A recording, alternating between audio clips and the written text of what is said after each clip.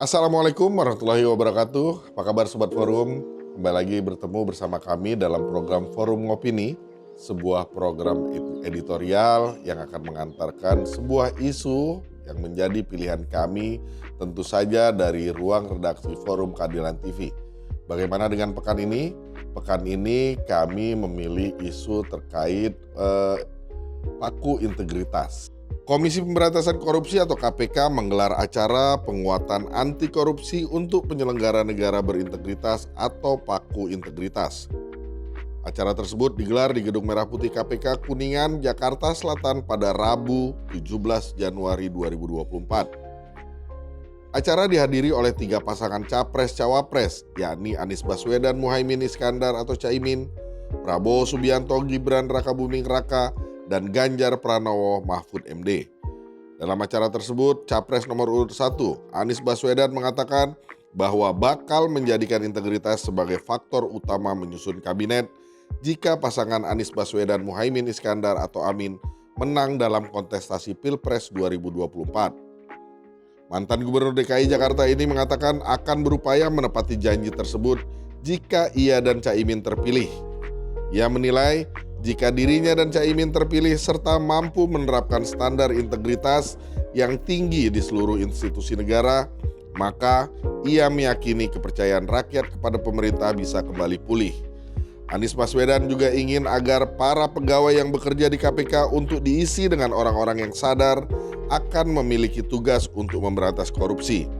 Kata Anies, KPK semestinya menerima orang yang sadar akan tugas untuk memberantas korupsi dan bukan hanya semata sedang mencari pekerjaan.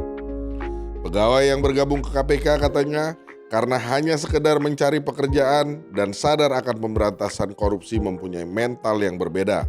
Anies mendorong adanya perubahan dalam proses perekrutan di KPK dan turut meminta KPK tetap menjadi badan yang independen agar tidak ada yang bisa diintervensi ketika sedang menangani kasus korupsi. Kemudian ia mengatakan, membangun kultur di KPK menjadi pekerjaan rumah yang sangat besar karena di masa lalu KPK mempunyai standar etika yang sangat tinggi. Sementara itu, Capres nomor urut 2 Prabowo Subianto mengungkapkan bahwa ia mendukung penguatan soal laporan harta kekayaan penyelenggara negara atau LHKPN untuk memberantas korupsi.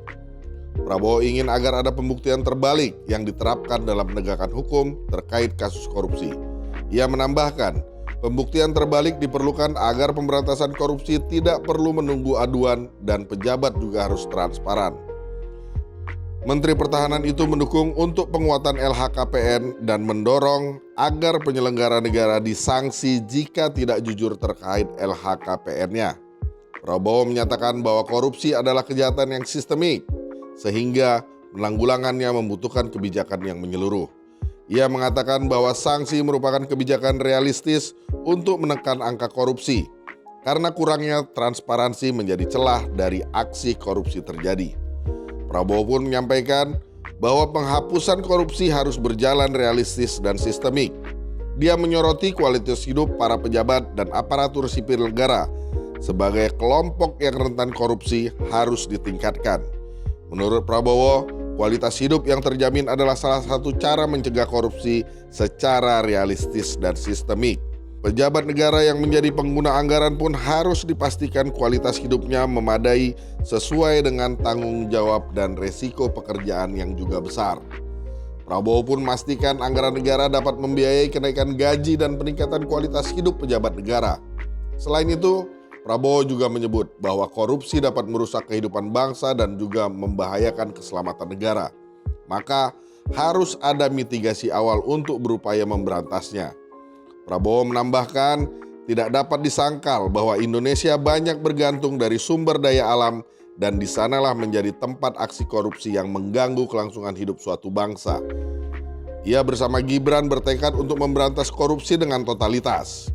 Di sisi lain, Capres nomor urut 3 Ganjar Pranowo menyebut bahwa KPK harus menjaga integritas dan tidak boleh digunakan untuk kekuasaan atau kepentingan apapun. Ganjar menginginkan untuk menguatkan lembaga dan independensi KPK dengan meningkatkan koordinasi antar lembaga penegak hukum. Ia pun menjadikan pengesahan RUU perampasan aset Menurut Ganjar, pencegahan korupsi tidak bisa sepenuhnya dilakukan oleh KPK, tetapi juga harus melibatkan pihak lainnya. Ganjar Pranowo juga mengatakan bahwa setiap pembentukan undang-undang pasti akan terjadi lobi di partai politik dan DPR RI termasuk pada RUU perampasan aset.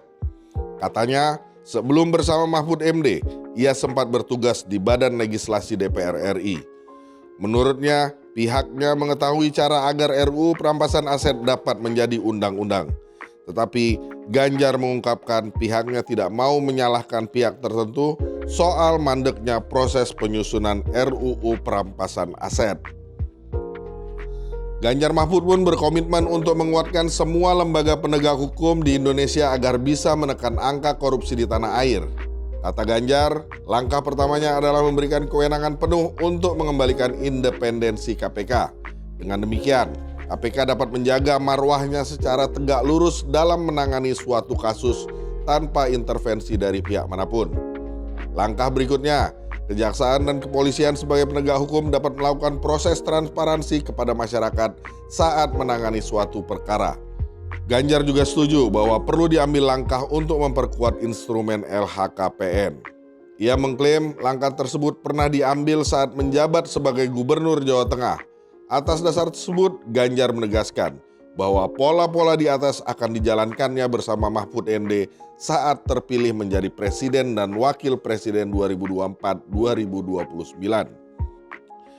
Ketiga paslon dalam Pilpres 2024 ini memiliki komitmen yang sama untuk memberantas korupsi di Indonesia. Ketiganya memiliki cara yang berbeda-beda dalam memberantas korupsi. Namun, cara Prabowo terbilang menarik. Karena Prabowo lebih memilih mensejahterakan para pejabat negara daripada memberikan sanksi seberat-beratnya kepada para koruptor. Padahal, hukuman seberat-beratnya kepada pelaku korupsi seharusnya mampu memberikan efek jera kepada mereka. Prabowo pun juga tidak menyebutkan soal memiskinkan para pelaku korupsi. Padahal selama ini diketahui bahwa koruptor tidak takut dengan penjara, tapi hanya takut jatuh miskin. Ganjar Pranowo menjadi unggul karena menyebutkan soal RUU perampasan aset yang hingga kini masih saja dilobi-lobi dan tak kunjung disahkan menjadi undang-undang. Padahal RUU perampasan aset ini menjadi penting karena menjadi jalan untuk memiskinkan para koruptor. Para paslon begitu ingin memberantas korupsi, tetapi harus diingat, korupsi menyengsarakan rakyat.